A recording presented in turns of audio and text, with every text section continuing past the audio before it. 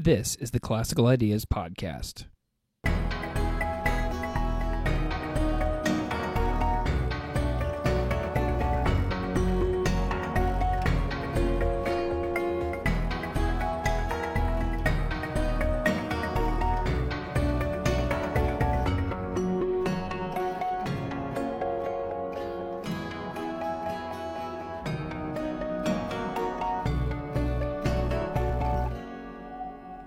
Welcome to the Classical Ideas Podcast. This is Greg Soden. So, what do you do on a regular basis to become a better person and cultivate a better you? Are people more individual or more social? What's better? How do you pay reverence to your elders? In his book, God Is Not One, Professor Stephen Prothero lays out the problems and solutions of many religions. Of Confucianism, he says the problem is human imperfection. The solution is self-cultivation. The path is through rigorous education. And the exemplary models for people to follow are the Junzis, Junzi. This idea of Junzi means being the ideal person. It means more than etiquette and politeness. One must have the right attitude that it flows out into action no matter what the circumstances. The most important aspect is that anyone can achieve this. To demonstrate his teaching of the ideal person, Confucius said in the Analects, chapter 1.16, "Exemplary people understand that matters of justice. Small people understand matters of profit." He also said people can become noble regardless of social status in childhood. Confucius changed the definition of a nobleman from one who is born noble to one who achieves nobility through the development of their character. In his book, The 100, a ranking of the most influential persons in history, Michael Hart ranked Confucius at number 5 because, quote, his philosophy based on personal morality and on the concept of a government that served its people and ruled by moral example. Basically, if someone's morals stink, get them out. It's kind of amazing for a 2,500-year-old philosophy, don't you think? Confucianism is often debated about whether it's religion or philosophy. I tend to lean philosophy. Someone asked Confucius how to serve ghosts and spirits, and Confucius said in Analects chapter 11.12, quote, as long as you are unable to serve people, how can you serve ghosts? The inquirer also asked about death. Confucius said, as long as you do not know life, how can you know death? However, if you want to look more into Confucius's thoughts on heaven, look up the concept of Tian, spelled T-I-A-N, in which Confucius frequently mentions heaven, in which he seems to have deep trust.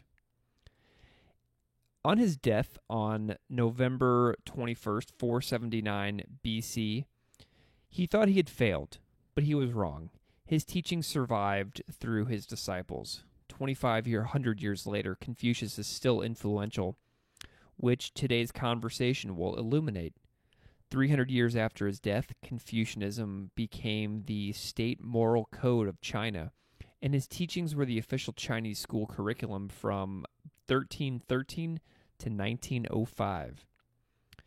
So if you were to sit in on my class when we study Confucianism, you would find that I struggle mightily. As I sometimes mention during moments of self-derision on this podcast, there are some things I'm better at teaching about than others. Confucianism is one I struggle with, but I think I'm doing better. I think I hit a breakthrough, and I have students respond to a lot of Confucian values by connecting it to their own lives. Notably the ones of Junzi, the 5 relationships, Ren, Li, the moral role of government, and interest in the arts. So students are asked to answer questions like the ones that open this episode. How do you purposely cultivate a better you? How do you pay homage to your elders? And then students then realize that they are partially Confucian, and the cultural divide between China and the middle of the United States seems to lessen a little bit. So a quick overview of some Confucian values. So the 5 relationships which are meant to show respect are the parent-child relationship, the older sibling-younger sibling relationship, the spouse relationship, the older friend, younger friend relationship, and the ruler and subject relationship. So Ren, which I mentioned earlier, means human-heartedness. It's basically the virtue of virtues in Confucianism. It's a respect for one's own dignity as a human person and the respect for other people. Love one another as you love yourself, basically. Li is doing things the right way and using the correct ritual when doing them. Confucius also taught government by moral power. Confucius taught the only way to establish a stable government was not through the military, but through the power of good example and the intent to serve the welfare of the people. So basically, Confucius likes tradition, obedience, order, and institutions. I also make students read a series of current events articles that discuss Confucius's impact on modern China and makes him relevant to their lives. And then I ask a lot of the students to write letters to the authors of these pieces, who are all professional journalists and scholars. So something I've learned is that it's incredible how often people will write you back if you just say, "Hi, I read this," or "I thought about this. Can you answer a few questions?" So if you're a teacher or just a curious person in general, after you read something, maybe send an email or a Facebook or a Twitter message to the person who wrote the article. It's really kind of amazing how many people have written me back over the last 5 years whenever I write to them. So a few articles that I would recommend are, I'm just going to list a whole bunch right here. Definitely read Confucius Comes Home by Evan Osnos in The New Yorker. Read the article For Confucius and His Descendants, A Cultural Comeback by Amy Chin in The New York Times. Check out China's Enthusiastic Re-Embrace of Confucius by Gabrielle Jaffe in The Atlantic. Read anything by Sam Crane from Williams College, especially his article, Confucius Doesn't Live Here Anymore, published on The Conversation. Check out the work of Paula Marantz Cohen of Drexel University, notably her piece, Confucianism in China Today, and her film that she made, Two Universities and the Future of China. Check out The Enduring Power of Virtue, written by Dr. Kentaro Toyama in The Atlantic, and also the work of Andrew Jacobs of The New York Times. So my students have really liked reading these authors in particular to discuss the larger-than-life role of Confucius in modern China. And most of my students have gone on to have good correspondence with these folks too, making the lessons sink in a bit more. Someone whose work is also profoundly important in the field of modern Confucianism is Professor Du-Wei Ming, an ethicist at Peking University who has also been a professor at Harvard. He was also interviewed by Bill Moyers several times for documentaries on Confucius, and you can find those videos with Professor Du-Wei Ming readily on YouTube. The most amazing thing about Confucius, one of the most well-known philosophers of all time, is not his focus on huge questions such as free will, but as Michael Puett and Christine Gross-Low write in their fantastic book, The Path, What Chinese Philosophers Can Teach Us About the Good Life, how are you living your life on a daily basis? We do many of the same things every single day. So start there. Can you do those things better first? So today for my conversation about Confucius and his impact on China, I am talking with Professor Li Dan.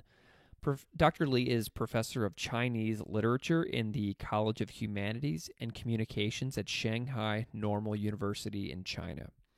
She was appointed the Chinese director of the Confucius Institute at the University of Missouri from 2015 through the end of 2017. She is the author of 44 academic articles and one book entitled Approaching to the Poetics.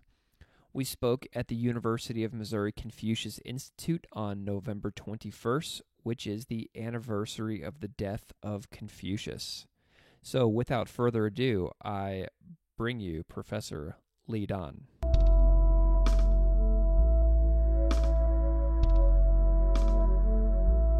I'm here today at the University of Missouri Confucius Institute with the director, Professor Dan Li, who is also a professor of Chinese literature at Shanghai Normal University.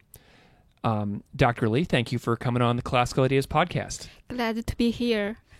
So, could you go ahead and start off by introducing yourself, your job, your areas of scholarly interest, and whatever else you would like to share? Okay. My name is Dan Li. I come from Shanghai, China. My hometown is Xianyang, Shanxi Province. I got my bachelor and master's degree from Shanxi Normal University, and I got PhD degree from Fudan University in 2004.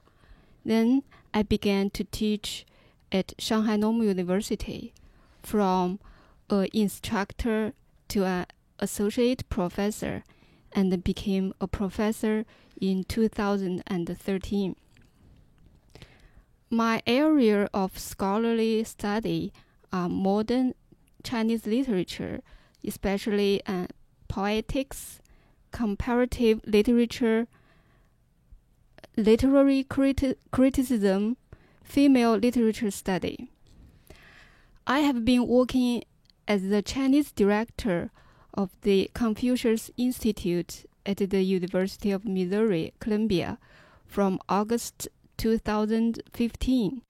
So when you asked for our Confucius Institute for a guest lecture on Confucianism to your class in January 2017, our project coordinator, Bridget, introduced me to deliver the lecture.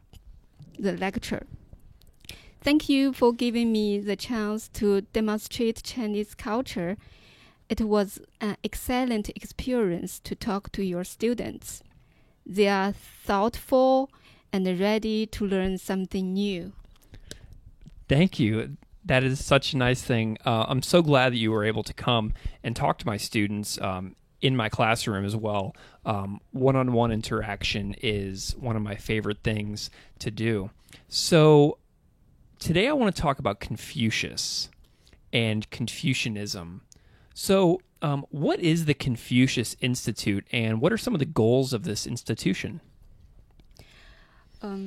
As China's economy and exchanges with the world have seen rapid growth, there has also been a sharp increase in the world's demands for Chinese learning. And so benefiting from the UK, France, Germany, and Spain's experience in promoting their national languages, China began its own exploration through establishing non-profit public institutes, which aim to promote Chinese language and culture in foreign countries in 2004. These were given the name the Confucius Institute. Like Goethe Institute of Germany, Cervantes Institute of Spain, which named after the most important figure in the history of the countries, Confucius is the person who has the most influence in Chinese history. The Confucius Institute at the University of Missouri, Columbia, was established in 2011. The goals of the institute are teaching Chinese language and sharing Chinese culture with Columbia community. Every year, there are about 1,600 Chinese learners in Columbia Public Schools and the Mizzou campus. These Chinese learners, including preschool, primary school, middle school, high school, and Mizzou students, and some of them are community members. Cool. So, who is Confucius? Who is this figure that is so important in China's history? Confucius was an influential Chinese philosopher, teacher, and political figure known for his popular sayings and for his models of social interaction. Confucius was born in the year of 551 BC in the Lu state of China, and near present-day Qufu, Shandong province. His teachings preserved in 论语, translated into the Analects, focused on creating ethical models of family and public interaction and setting educational standards. He died in the year of 479 BC. Confucianism later became the official imperial philosophy of China and was extremely influential during the Han, Tang, and Song dynasties. And during the 6th century BC, competing Chinese states undermined the authority of the Zhou Empire, which had held supreme rule for over 500 years. Traditionally, Chinese principle began to go ill, resulting in a period of moral decline. Confucius recognized an opportunity and an obligation to reinforce the societal values of compassion and tradition. His social philosophy was based primarily on the principle of 仁. 仁, it means loving others, while exercising self-discipline. He believed that 仁 could be put into action using the golden rule. Here is a very famous saying of Confucius. What you do not wish for yourself, don't do to others. 己所不欲，勿施于人. Yeah, it sounds a lot like the golden rule that is so famous. Okay.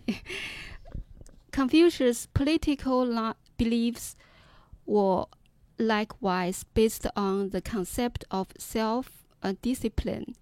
He believed that a leader needed to exercise self-discipline in order to remain humble and treat himself and treat his followers with compassion. In doing so, he would lead by positive example. Confucius is credited with writing and editing some of the most influential traditional Chinese classics. These include a rearrangement of the Book of Songs. In Chinese, we said 诗经, the first folk songs, as well as a revision of the historical book of documents. In Chinese, we called 尚书. He also compiled a historical account of the 12 dukes of Lu, called the Spring and Autumn Annals. In Chinese, we called it 春秋. The Analects, in Chinese, we called 论语, which sets forth Confucius' philosophical and political beliefs, is thought to be compiled by his disciples. Convinced that his teachings had not made a significant impact on Chinese culture, Confucius died on November 21st in the year of 479 BC. Today is November 21st. It's a coincidence. Very good. I can't believe we're talking on the day that he died. This is like the anniversary of his death, November 21st. Yes. That's so crazy. Yeah. I love the coincidence. So why is Confucius important to you?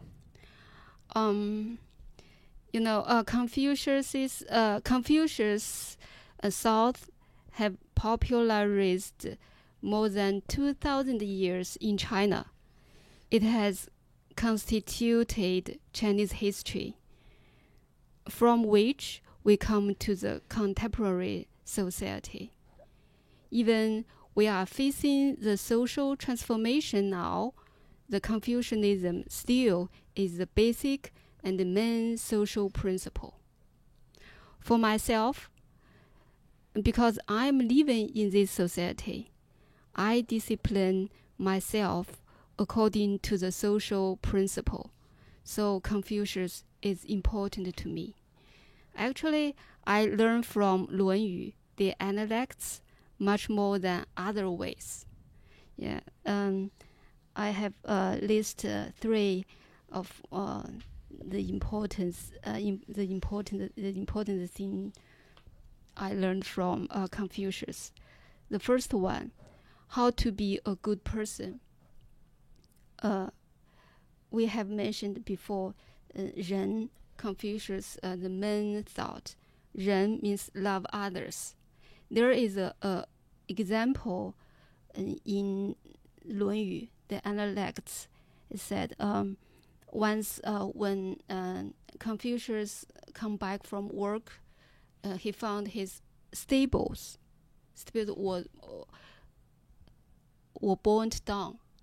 So he was worried about persons, his subjects, but he didn't ask for the horses. So in the Analects, it said, when the stables were burnt down, on returning from court, Confucius said, was anyone hurt? He did not ask about the horses. In Chinese, it said, 旧坟子退朝曰伤人乎不问马. By not asking about the horses, Confucius demonstrates that the sage values human beings over property. The second, how to be a good teacher.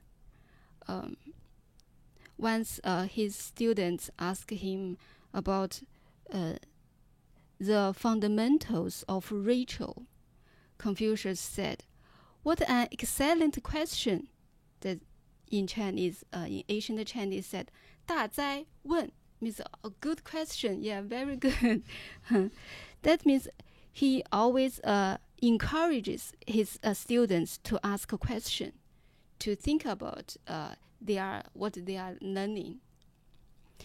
So second, the third one, how to be a lifelong learner.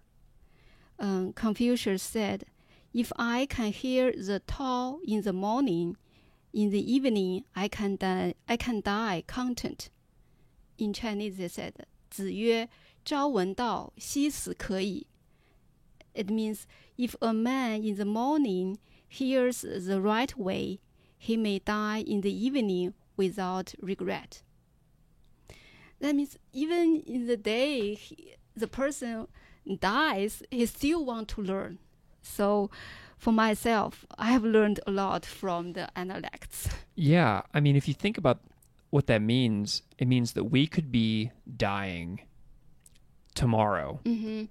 And even if you know you're going to die soon, you can still learn new things. Mm-hmm, yes. All the way up until the end. Mm-hmm. And I know that in some traditions, it's really common to pay very close attention to what it feels like while you're dying, you know? So you're learning about that experience of death. Yeah, cool. So how does Confucius matter to China's history? Because I know that he's like one of the most important figures in the whole country. Yes. when we talk about the Confucius, his life, when he was living in that period, he was not get some successful. So it was during the Han Dynasty when Confucianism became the dominant political ideology, and the analects said 论语 became known by that name.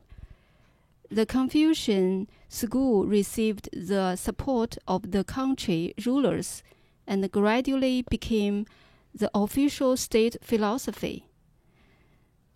So with this political support, strong support, thousands of academics spread the Confucian ideology across the Chinese Empire, and from here it traveled to most East Asia.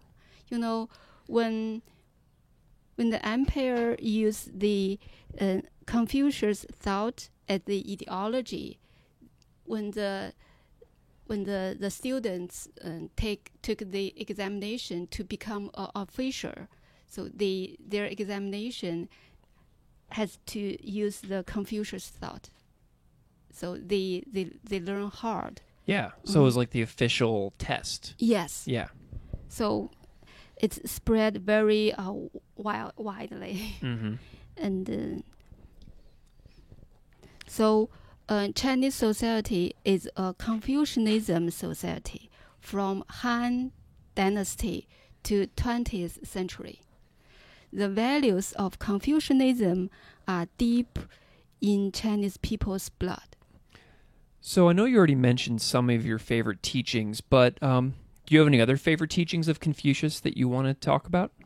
Yes. As a teacher, my favorite Confucius teachings are, I want to tell you some of them. There are 6. The first one is 有教无类. It's in Confucius word. And it was translated into instruction knows no class distinction. That means all the students are equal. You know, in Confucius' time, it's a classes society. Mm-hmm. Yeah, but he treated his students the same. It's a very important thought. Mm-hmm. Once a poor student want to learn from him, you know, the student needed to give the tuition, but he said, no, you don't need to pay. It's very great. And the second one is 因材施教. Teaching students in accordance with their aptitude. That means should not educate the students in accordance with their teachers and should not follow the same pattern. You know, I'm a teacher. At the first, I always want to teach the students the subjects, the knowledge. But now I realize, I need to teach according to students' requests or students' talents. And yeah, that's one of the hardest challenges that I face as a teacher as well, is teaching differently to meet the individual. Yes. Instead of teaching in one way, which doesn't work for everybody. Yes, right. So I understand exactly what you mean. Okay. The third one is inspired type teaching. In Chinese, we said 启发式教育, 举一反三. That means give the students one instance and let them draw inferences from it. Teach them one and let them know the others. The fourth one is 学而不厌，诲人不倦。诲人不倦 be insatiable in learning and tireless in teaching. Also translated into studying without satiety, teaching others without weariness, or never be contented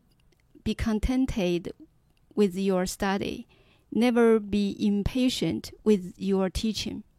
Yeah, as a teacher, I needed to do like this. Yeah. It's challenging. The fifth one is 温故而知新. This is my favorite one when I was a high school student. It said 温故而知新, translated into, if a man keeps cherishing his old knowledge so as continually to be acquiring new. That means reviewing what you have learned and learning anew.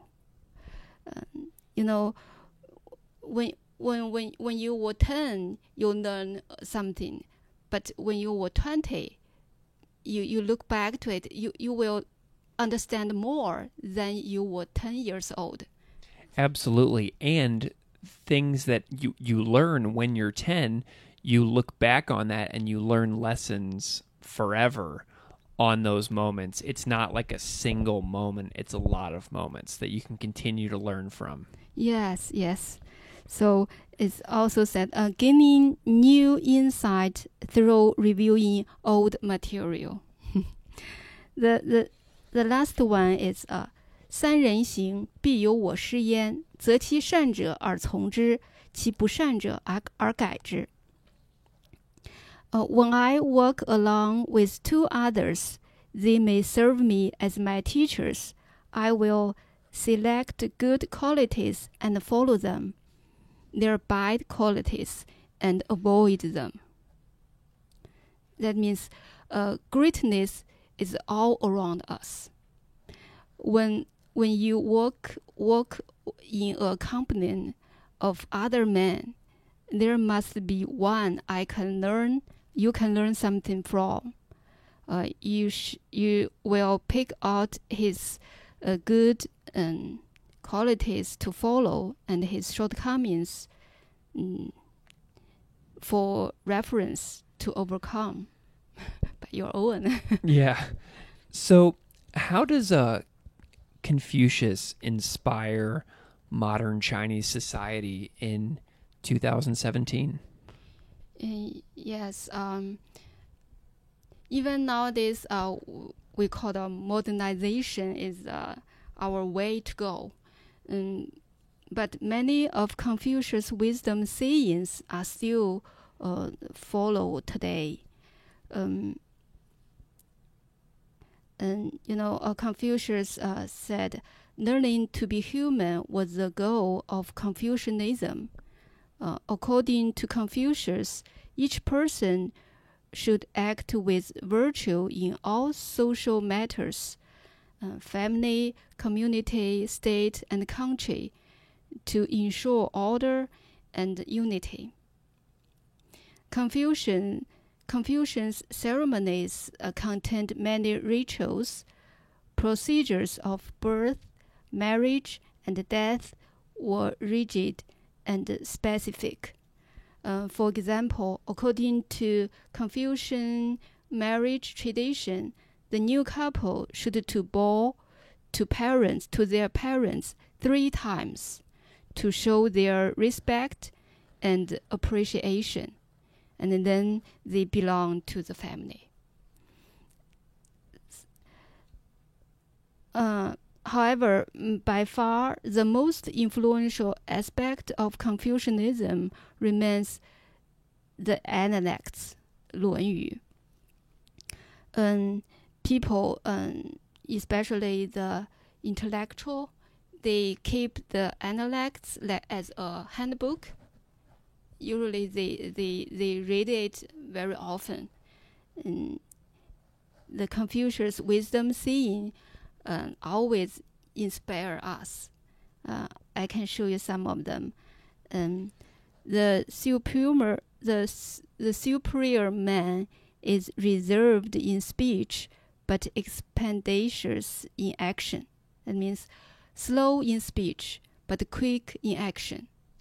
In Chinese, they said, 君子纳语言而民语行。 I love that. And so it reminds me of something else from the Tao Te Ching that says, those who speak do not know, those who know do not speak. So this is a very wisdom, to the modern society people. Yeah. And there is another one. It's an educated gentleman cannot but be resolute and bold-minded, for he has taken up a heavy responsibility and a long course. Is it not a heavy responsibility, which is to practice benevolence? Is it not a long course, which will end only with his death?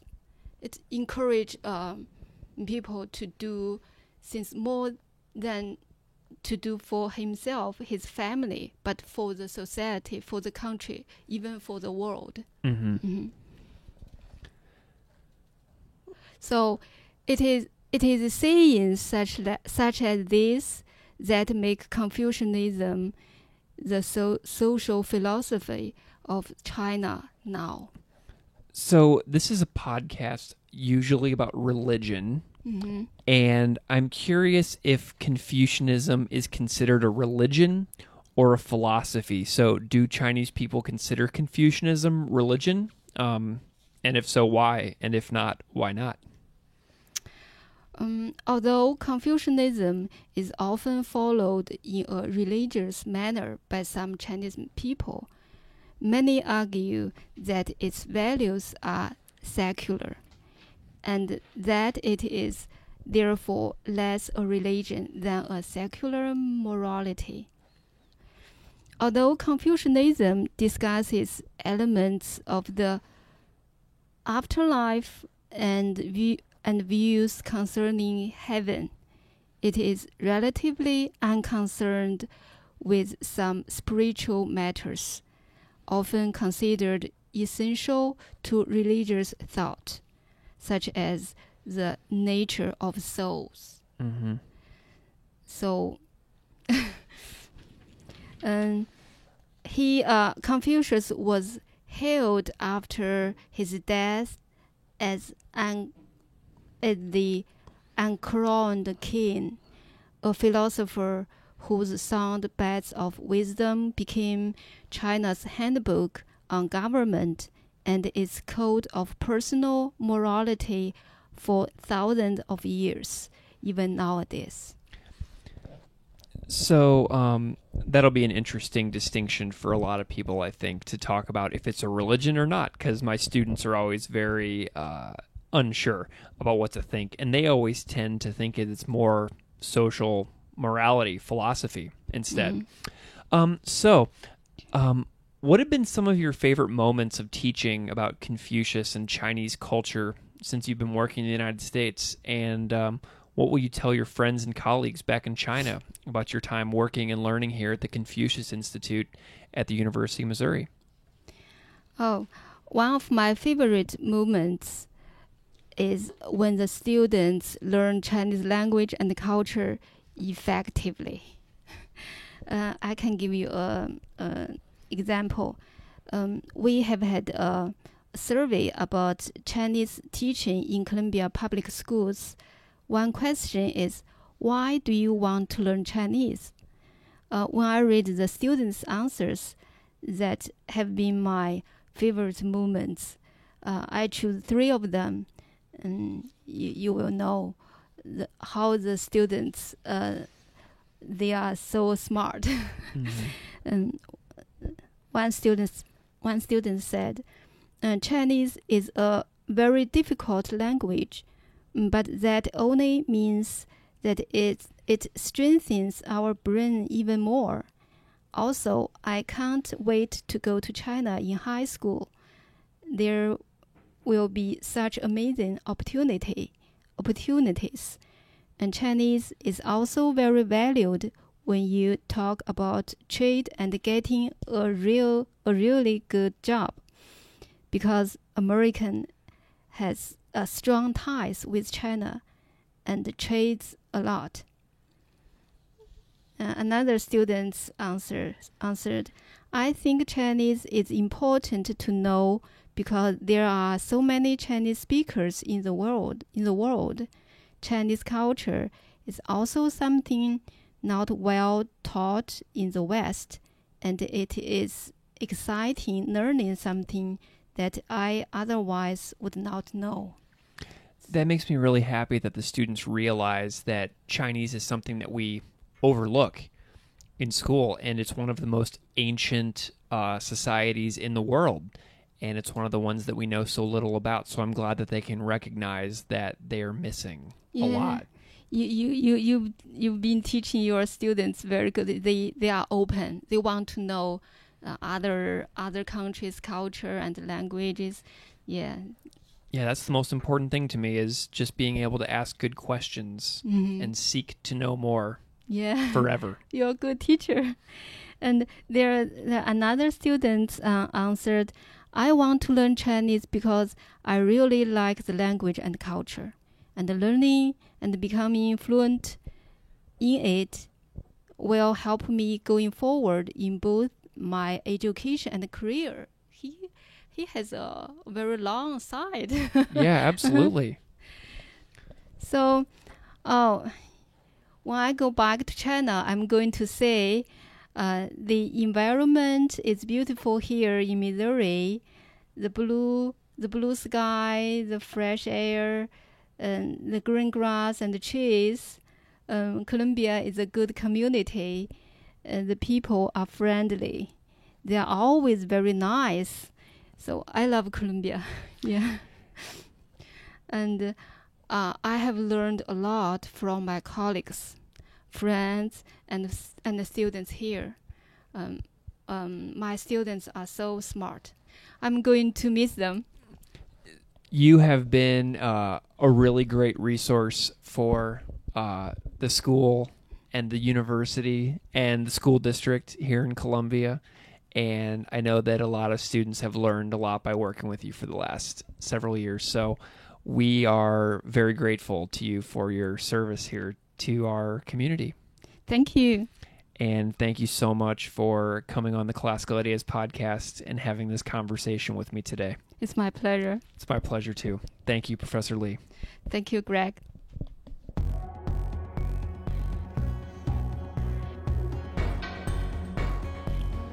The Classical Ideas podcast is written and performed by me, Greg Soden.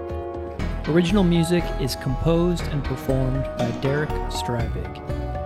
His music can be found at www.wearewarmmusic.com. Thanks for listening.